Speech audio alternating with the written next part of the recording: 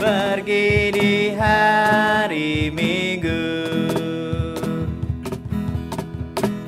bersama pacar baru, naik Vespa keliling kota sampai Binaria.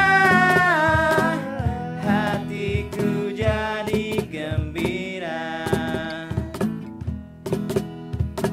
sesampainya di sana. Duduk dua-duaan,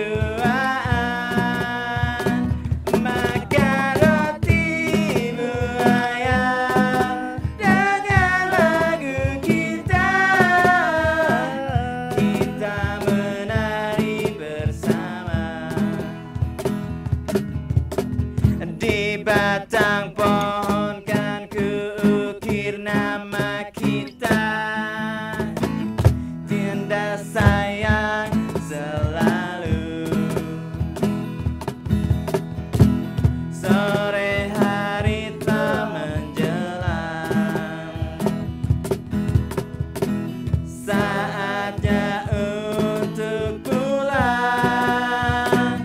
Vespa mogok di jalan, duduk pula hujan, berteduh kita di taman.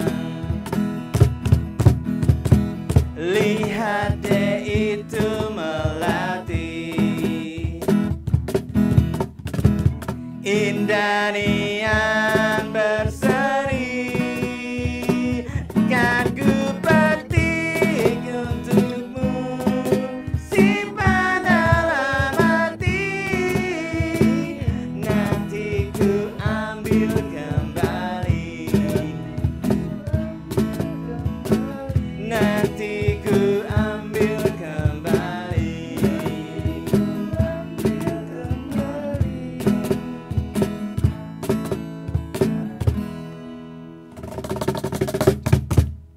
Lagu berikutnya. Selamat datang di podcast Anestesi. Ngocoblak, ngobrol, ngoco, belak-belakan bersama Anestesi.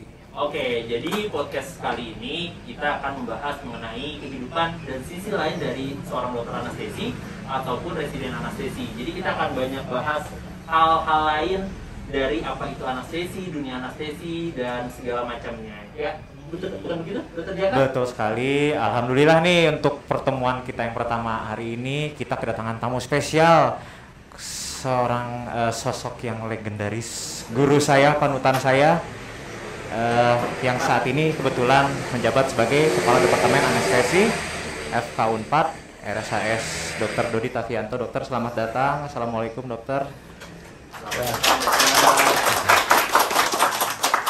Terima kasih banyak dokter sudah menyempatkan hadir di episode pertama yang sangat spesial ini. Kita akan banyak bahas hal tentang anestesi ini dok, tapi kita akan bahas sisi lainnya karena banyak di masyarakat itu masih banyak yang belum tahu tentang anestesi itu apa, seperti itu dokter. Terima kasih banyak dok sudah menyempatkan hadir di tengah-tengah kita. Ya baiklah, pergi ke pasar membeli cabai. Cakep. Ada baiknya kita mulai. Oke, cakep. Lo mau dirasain prosesnya.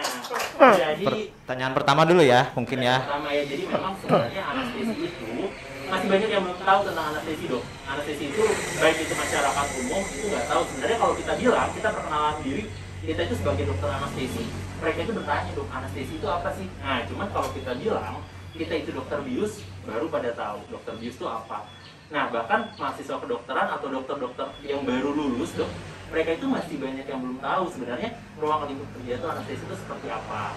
Nah, jadi kita pengen tahu nih dok, dari dokter yang sudah puluhan tahun sebagai konsultan anestesi, sebenarnya anestesi itu apa sih dok? Dan sebagai filosofisnya tuh kenapa anestesi itu ada? Ini karena ada pertanyaan yang ini beneran nanya dok, teman saya dok. Oh. Jadi kamu sekolah apa? Anestesi. Anestesi ngapain? Ngebius. Loh kok ngebius aja ada sekolahnya? Nah itu orang-orang tuh orang awam tuh gitu dok. Ada jangan sembarangan ada. Bius 4 tahun ya? Iya 4 tahun sekolahnya. Mungkin dokter bisa menjelaskan dok. Ya, jadi gini, Ya di masyarakat awam tuh memang kita lebih dikenal sebagai dokter bius ya, dokter bius. Tapi sebetulnya lebih dari sekedar membius ya. Jadi kalau kita lihat nih, anestesia itu kan dipecah menjadi an dan estesia ya. Jadi estesia itu sendiri itu artinya ialah kemampuan dari tubuh untuk dapat melakukan persepsi, terus sensitivitas dan sensasi, itu estesia. Nah sekarang an itu kan berarti tidak. Nah jadi seseorang kalau di anestesi itu berarti tubuhnya tidak bisa lagi melakukan persepsi, sensitivitas dan sensasi. Jadi itu arti secara harfiah kalau melihat dari kata anestesi itu sendiri.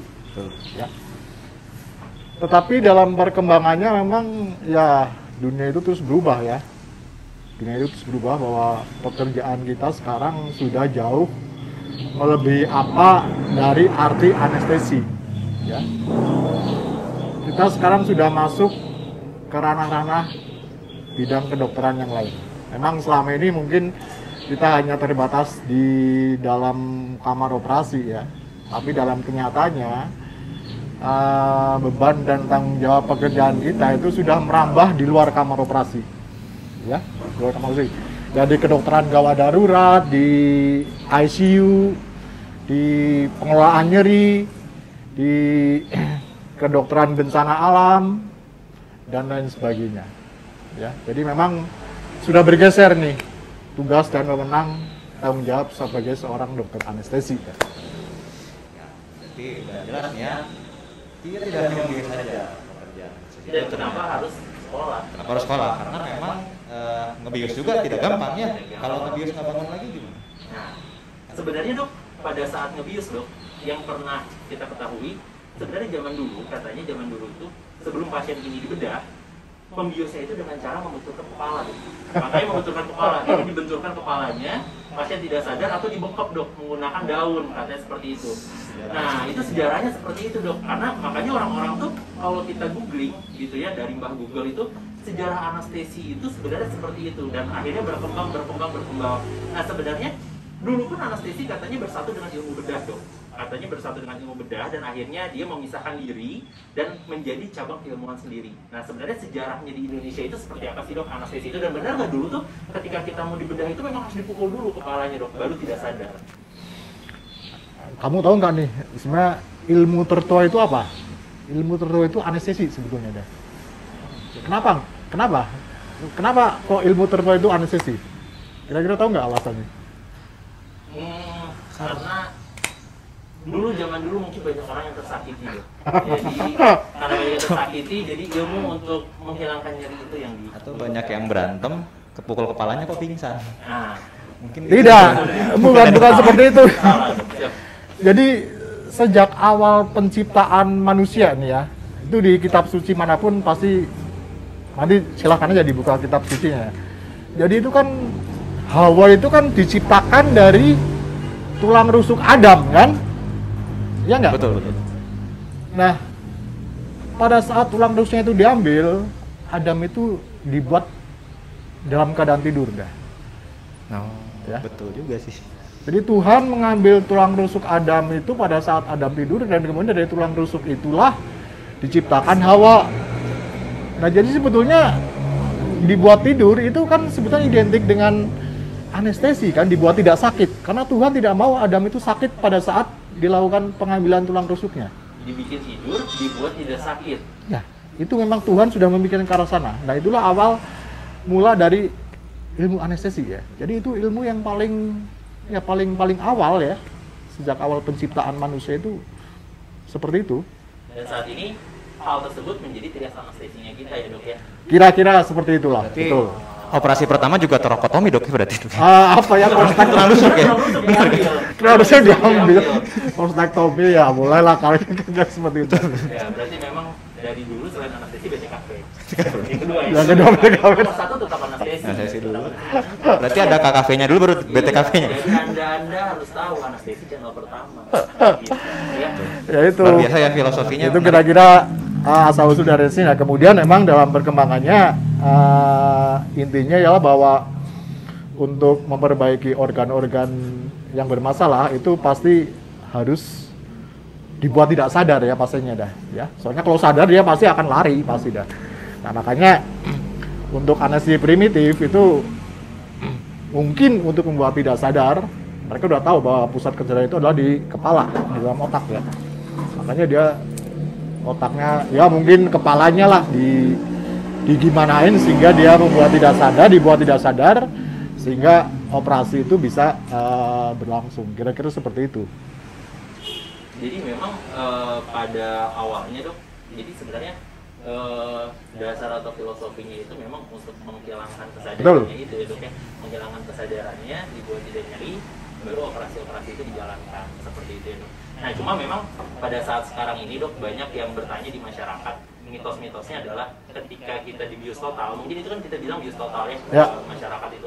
Banyak yang bilang bahwa kalau kita dibius total, banyak pasien yang tidak bangun kembali. Nah itu bagaimana dok sebenarnya? Ya, jadi banyak yang takutnya gitu dok. Kalau kita informasikan ke pasien ya misalnya nih, Bapak Ibu nanti kita akan biusnya total. Nah rata-rata tuh dok kalau nggak bangun lagi gimana dok? Gitu. Karena itu banyak menjadi apa ya pertanyaan, kekhawatiran lah mungkin dok, lebih ke kekhawatiran. Betul ya. Jadi itu wajar, kekhawatiran itu wajar ya. Dulu kan persepsi masyarakat bahwa tugas anestesi, tugas dokter bius kan cuma menidurkan saja ya. Kalau untuk menidurkan itu bukan sesuatu yang sulit ya. Ibaratnya semua orang itu bisa menidurkan. Menidurkan ya. Nah, yang sulit kan membangunkannya sebetulnya. Jadi kalau menidurkan itu ya kayak Michael Jackson itu kan memang dia ditidurkan dengan propofol. Tapi kan dia nggak bangun. Jadi bangun lagi. Nah, sebenarnya tugas kita yang utama adalah bukan menidurkan, tetapi membangunkan. Itu yang sulit itu sebetulnya. Itu jadi yang membedakan dokter anestesi dengan yang lain. Betul. Membangunkan pasien. Itu makanya kalian sekolah gitu loh untuk betul. pasien sebetulnya. Jadi untuk menidurkan tidak perlu sekolah, ya. Tapi untuk membangunkan. Sudah senyum-senyum. Yang menidurkan tidak perlu sekolah. Terutama yang susah-susah bangun pagi-pagi. Susah-susah bangun berarti Harus bangun pagi. Untuk masuk anestesi harus bangun pagi. Itu ya. Terus kalau itu kan bius total ya dok ya, bius total. Nah ini kalau misalkan bius setengah badan dok, setengah badan terutama pada pasien-pasien ibu dengan melahirkan ya. Jadi kalau misalkan ibu hamil itu pengen banget dia tuh normal ya, pengennya normal, nggak mau dioperasi. Kenapa? Karena isu yang berkembang di masyarakat itu setelah dibius dimasukin obat di tulang belakangnya, banyak yang terjadi kelumpuhan. Lumpuh gitu dok. Setelah jadi nggak mau dia di sesar itu bukan karena takut operasinya dok, takut lumpuhnya. Nah, sudah mulai berkembang ini dok tentang spinal nih. Sebetulnya itu ya isu-isu yang kurang benar dan kurang tepat ya. Baik itu general anestesi maupun anestesi regional ya. Sekarang kemajuan teknologi kedokteran kan sudah sangat-sangat maju ya. Sehingga ketakutan bahwa nanti kalau di bius umum tidak bangun itu adalah ketakutan yang tidak beralasan. Karena selama pembedahan, selama dilakukan tindakan anestesi, kita menggunakan berbagai macam alat-alat monitor untuk memantau fungsi-fungsi pasien selama pembedahan dan selama anestesi. Ya, jadi kekhawatiran bahwa dia tidak bangun lagi itu sangat-sangat tidak beralasan. Dan kemudian kekhawatiran bahwa dia akan lumpuh kalau maunya dibius separuh badan itu juga tidak beralasan. Tidak benar ya, karena anestesi modern sekarang itu obat-obatannya juga sudah modern, alat-alat bantu untuk pemantauan fungsi vital juga sudah modern, dan semuanya itu sudah serba modern lah ya. Jadi kekhawatiran tadi yang disebutkan itu sebetulnya tidak beralasan dan tidak masuk di akal. Jadi bisa dibantah dokter Jaka. Lagi-lagi alasannya adalah itu apa kita sepakat. Nah, karena dia nggak lumpuh. Bahkan sekarang itu ada metode namanya ERAS, setelah dibius langsung bisa jalan-jalan. Ya begitu ya dok ya. Jadi memang hal-hal tersebut itu udah sebenarnya itu mah mitos ya. Mitos. Aja. Itu jadi tidak benar buat masyarakat yang sedang menonton channel ini. Jadi untuk hal-hal tersebut bisa kita bantah ya, bahwa sebenarnya anestesi itu sekarang sudah canggih zamannya ya, tidak ada dipukul kepala, tidak bangun lagi, karena kita sekolah untuk membangunkan Anda yang dibius. Seperti itu dokter Jaka. Nah, terus kalau misalkan ini dok, sebenarnya menjadi dokter anestesi itu kan dibilangnya kalau kita menjadi dokter anestesi atau ada keluarganya dokter anestesi, kita harus sudah siap bahwa dokter anestesi itu nggak pulang-pulang loh, hanya di kamar operasi aja, nggak pernah lihat matahari. Nah itu yang berkembang, makanya kalau misalkan orang mau sekolah dok mengambil anestesi banyak dilarang dok, karena katanya kita nggak pulang-pulang. Nah itu benar kan dok, katanya nggak pulang-pulang. Ya enggak lah, maksudnya gini, anestesi juga manusia ya, sebenarnya anestesi manusia ya, namanya manusia itu kan dia perlu berkumpul dengan keluarga, perlu vakansi, berlibur ya. Nah makanya di sini kan intinya sebenarnya bukan masalah tidak pulang atau tidak pulang, tapi intinya adalah kerjasama tim. Ya, jadi nanti kalau kalian sudah lulus nih ya, kalian hanya satu anestesi di rumah sakit, carilah teman-teman kalian untuk bergabung di rumah sakit itu. Sehingga nanti kalian bisa mengatur waktu, mengatur waktu untuk membius pasien, mengatur waktu untuk keluarga, mengatur waktu untuk cuti, untuk vakansi gitu ya. Jadi intinya ke arah sana. Kalau banyak kalian serakah mau diambil sendiri ya kalian memang nggak akan pulang-pulang. Ya, tapi intinya adalah anestesi itu kerja tim. Bukan Superman. Tidak bisa kerja sendiri ya dok ya? Bisa ya, tapi nanti badan kamu yang rusak pasti dah, karena nggak pernah pulang, pernah kumpul sama keluarga. Nggak bangun. Jadi dokter anestesinya tidak bangun-bangun. Nah, kamu yang nggak akan bangun-bangun. Duitnya banyak, tapi kamu nggak akan bangun, itu kan sayang kan? Butuh dokter anestesi lain untuk Membangunkan. Jadi kita tidak memerlukan Superman ya, tapi kita memerlukan super team. Super gitu tim, ya. betul. Ya, super team. mungkin mengenai pemilihan obat dokter Jaka. Iya, ini netizen yang bertanya tuh. Ada di kolom komentar kita tuh, dok. Kebetulan ini acaranya belum mulai tapi komentarnya udah banyak. Udah ada yang nanya. Ada berapa? 1232 ya kayaknya. 1232 ini di channel kita ya. Jadi buat teman-teman yang belum subscribe, tolong subscribe dulu, komen. Apalagi yang mau masuk anestesi. Yang mau masuk anestesi Anda Syarat. harus subscribe. Wah, itu syarat nomor 1 tapi tidak tertulis dong. Ya, dok, ya, mungkin. Harus subscribe, like, and follow. Ah, betul, setuju. Teman-teman Sudah yang subscribe. daftar anestesi ya. Dibacakan dulu mungkin. Nah, ini dari Kolom komennya. Bapak Anai. Bapak Anai bertanya bahwa dokter punten, benarkah apabila obat bius yang dipakai itu obat yang murah, itu akan menjadi mimpi buruk ketika dibius? Nah, Bapak Anai ini dari Pandeglang. Dari Pandeglang ya? Dari Pandeglang. Mungkin di Pandeglang itu obat-obatnya Mungkin yang murah-murah mungkin. Iya, itu dia, makanya Bapak Anai susah nih. Takut kalau mau dibius, takut. Mungkin bagaimana dok? Bisa dijelaskan dokter? Obat murah terus apa? Buruk tanya dok. Mimpi buruk. Ya, saya pikir kalau mimpi buruk itu kalau honornya murah itu ya, saya pikir deh. Siap dokter. Saya pikir kalau namanya obat-obat semuanya kan kalau sudah masuk terutama di Indonesia itu kan sudah lewat BP POM ya, saya pikir sih ya. Lewat BP POM, dan saya pikir itu pasti kualitas semua itu sudah teruji lah, kita nggak usah mikir ke arah sana dah ya. Jadi sebenarnya semua obat sama. Sama ya dok ya? Sama lah, nggak usah mikir Kalau macam-macam. obat yang paling mahal itu Mimpinya enggak. Mimpinya enggak. Jadi kalau misalkan obatnya kurang bagus, mimpi buruk. Nah, itu berarti Jadi tolong ya Bapak Anai, itu tidak benar ya. Bapak Anai. Ini Bapak Anai, terima kasih banyak sudah berpartisipasi. Lalu mungkin ini kan dari yang online ya, dari yang online dari channel YouTube kita, tapi kita ada penonton yang offline juga. Sekitar ada 258 orang yang sudah hadir di tempat ini.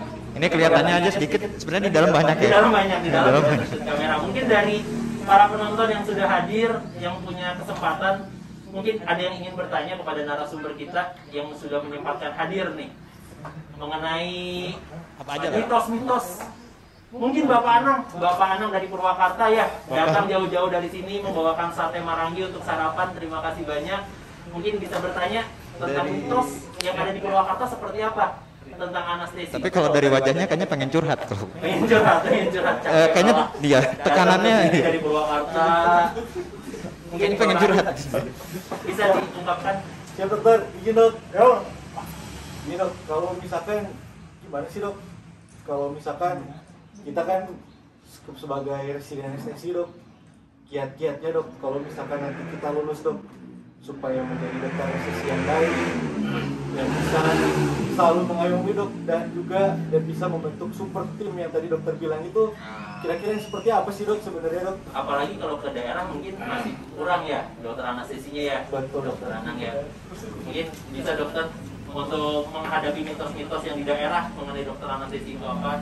Ya sebenarnya kan gini ya, sebenarnya gampang aja sih. Itu kita kembali lagi ke diri kita sendiri ya, bahwa kita itu adalah makhluk sosial ya. Kita makhluk sosial, kita nggak akan bisa hidup tanpa bantuan orang lain. Ya, maksudnya apa? Maksudnya kita makan, minum itu kan ada orang-orang lain yang menciptakan makanan, menanam padi ya.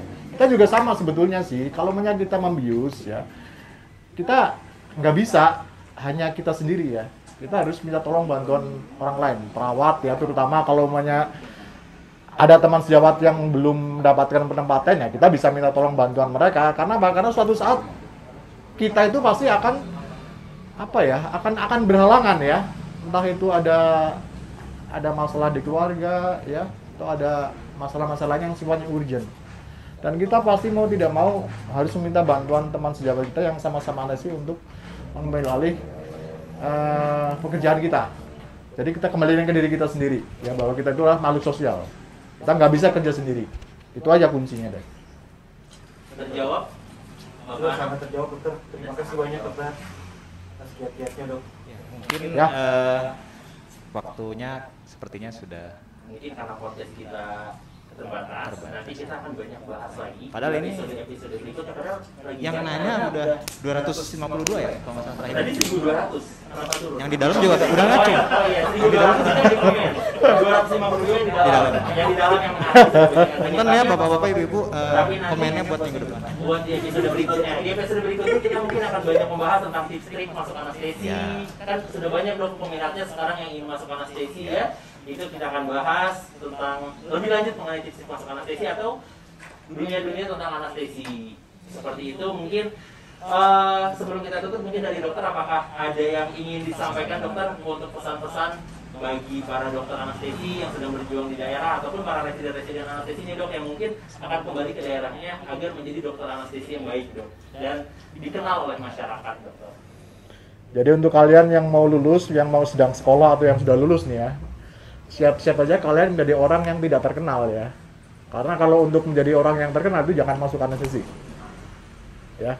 Karena kalian nanti dalam kiprahnya sebagai seorang anestesiologis itu sangat kecil kemungkinan kalian akan dikenal oleh pasien. Yang akan dikenal oleh pasien adalah teman-teman sejawat kalian ya. Jadi kalian siap-siap aja, jangan merasa rendah diri, jangan merasa putus asa ya. Siap-siap untuk tidak dikenal. Tapi kalian harus ingat bahwa apa yang kalian lakukan itu adalah demi kemanusiaan, dan nanti kalian akan tidak dikenal oleh manusia tapi akan dikenal oleh yang di atas. Itu aja intinya ya. Ini itu aja. Sekali, jadi singkirkan ingin terkenal atau ingin jumawa tidak boleh. Tidak boleh jumawa. Tidak boleh jumawa. Sehingga sekian episode kali ini, kita akan kembali lagi di episode berikutnya. Sampai jumpa di podcast anestesi.